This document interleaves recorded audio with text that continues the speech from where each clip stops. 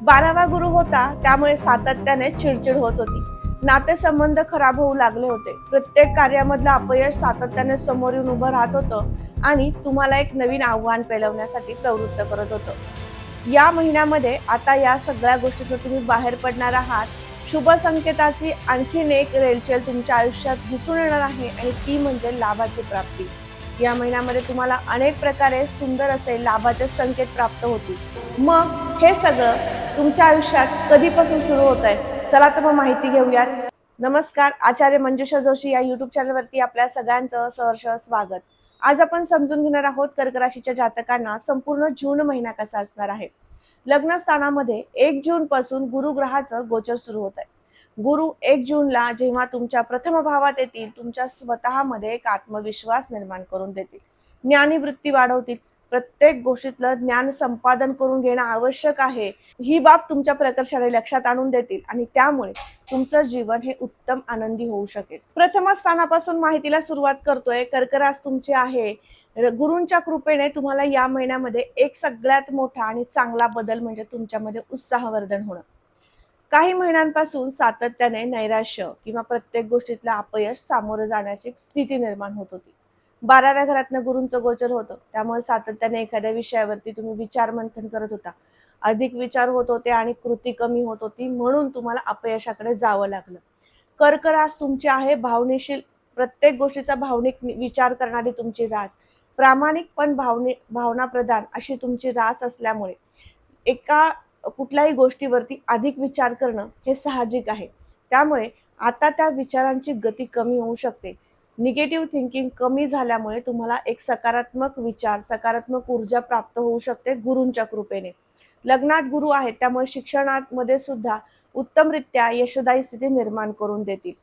संपूर्ण महिना जो वर्ग एखाद्या विशिष्ट ठिकाणी गुंतवणूक करू पाहतोय, त्यांच्यासाठी उत्तम स्थिती दाखवतो. त्याचबरोबर या महिन्यामध्ये कुटुंबाची साथ सोबत सुद्धा तुम्हाला मिळेल.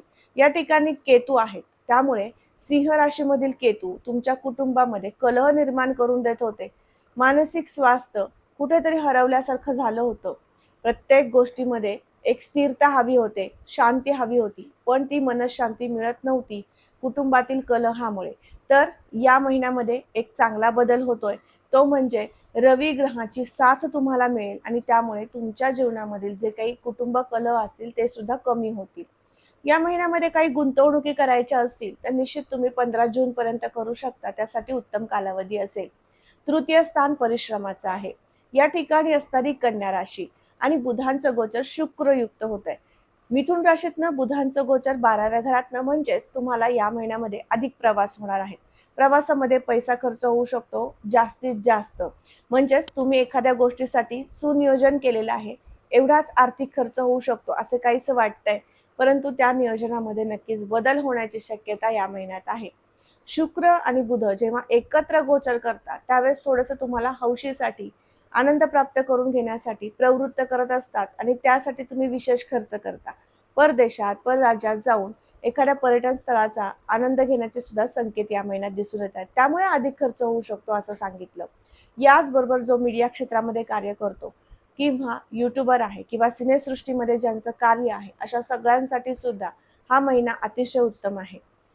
तृतीय स्थानावरती कुठल्याही पापग्रहांच्या दृष्टा नसल्यामुळे सुद्धा हा महिना तुम्हाला अधिक परिश्रम, पण त्या परिश्रमाचं योग्य ते फळ प्राप्त करून देईल. चतुर्थ स्थान, चौथं घर मातृसुखाचं आहे. चौथं घर वाहन वास्तूच्या सुखाचं आहे. या ठिकाणी शुक्रांची रास आहे. शुक्रांचं गोचर 12व्या घरातनं होत आहे. आता शुक्र तुम्हाला वास्तू आणि वाहन खरेदीसाठी 12व्या घरातील शुक्र तुम्हाला अधिक प्रवृत्त करतील. तुमच्याकडनं त्यासाठी इन्व्हेस्टमेंट करून घेतील. वास्तूमध्ये आणि वाहनासाठी तुम्हाला ती गोष्ट तुमच्या गरजेची आहे, आवडीची आहे, म्हणून आपण त्याला इन्व्हेस्टमेंट असं म्हटलं आहे. त्यासाठी तुमचा खर्च होऊ शकतो. रिनोव्हेशनचे विचार येऊ शकतात. नवीन काहीतरी फर्निचर घरामध्ये ऍड करू शकता. यासाठी तुमचा खर्च होण्याची शक्यता आहे.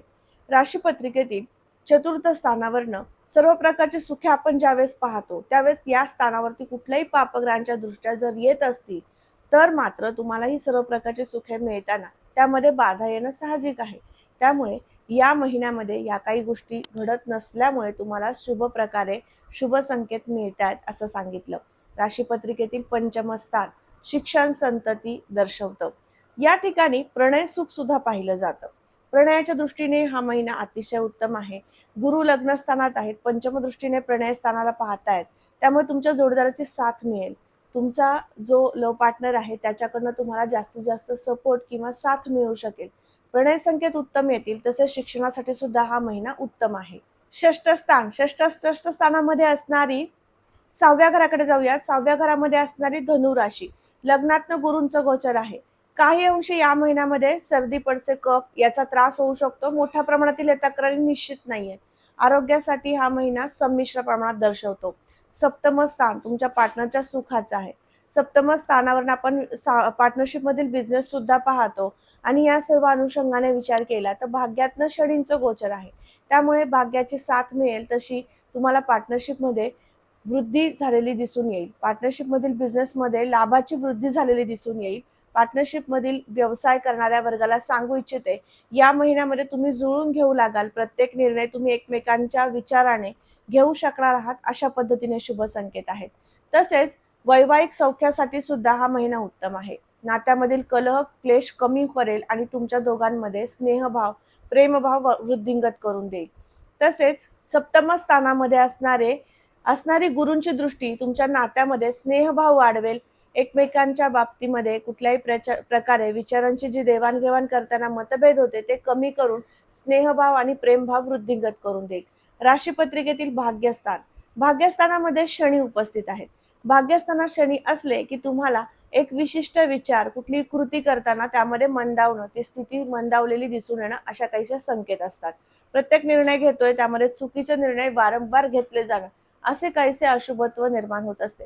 भाग्यात शनी एका दृष्टीने उत्तम असतात, ते म्हणजे तुम्हाला आध्यात्मिक बैठक जर तुमची जास्तीत जास्त असेल, आध्यात्मिक उपासना असेल, प्रत्येक गोष्टी सकारात्मक करण्याचे विचार असतील, तर निश्चित या शनींचं चांगलं फळ तुम्हाला मिळतं. ते म्हणजे व्यापार वृद्धिंगत करून देणं, नवीन व्यापारामध्ये तुम्हाला इन्व्हेस्टमेंट करण्यास प्रवृत्त करणं आणि तेही चांगले शुभ संकेत तुम्हाला या महिन्यात प्राप्त होऊ शकतात. व्यापारी वर्गाला सांगू इच्छिते, कर्मस्थानामधनं मंगळांचं गोचर आहे. ज्यांचा इलेक्ट्रिकल वस्तू यांचा व्यापार आहे, उष्ण पदार्थासंदर्भातील व्यापार आहे, हॉटेल व्यवसाय आहे, टूर्स अँड ट्रॅव्हल्सचे बिझनेस आहेत, अशा सगळ्यांसाठी मंगळांच्या कृपेने लाभस्थिती आहे, उत्तम स्थिती आहे.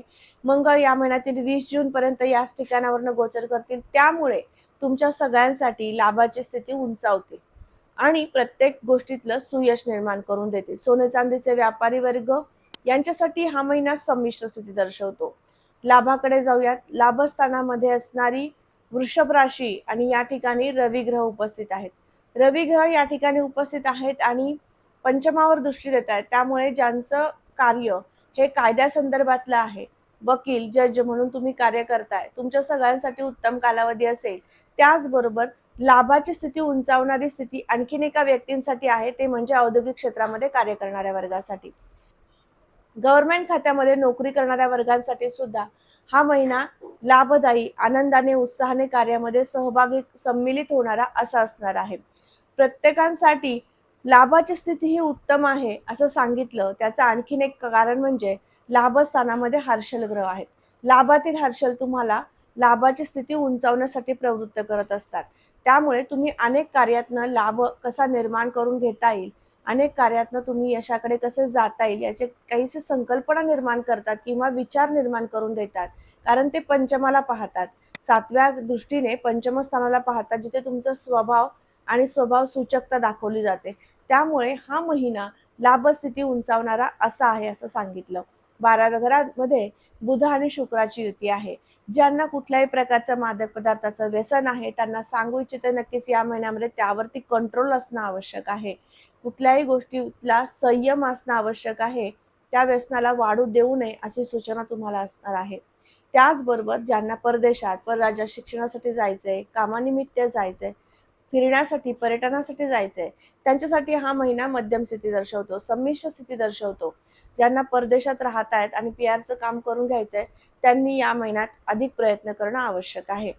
आज आपण समजून घेतलं 1 ते 12 घरं आणि त्यावरनं आपल्याला या संपूर्ण महिन्यात कोणती कार्य करायचीत, कोणती कार्य हाती घ्यायचीत याबद्दलची माहिती घेतली.